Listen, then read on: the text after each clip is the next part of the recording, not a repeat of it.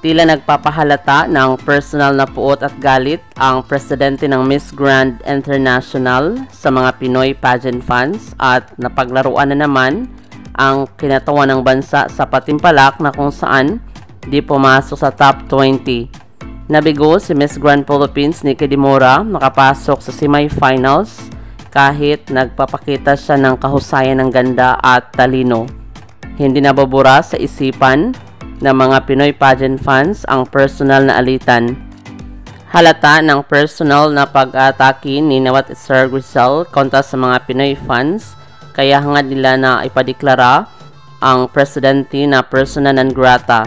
Sa kabilang banda, kaya daw din nakapasok sa top 20 ang kinatawan ng Pilipinas sa Miss Grand International 2023 na si Nikki De Mora dahil tama daw ang reyna ayon pa ng presidente na si Nawat Grisel sa kanyang panayam kamakailan lang.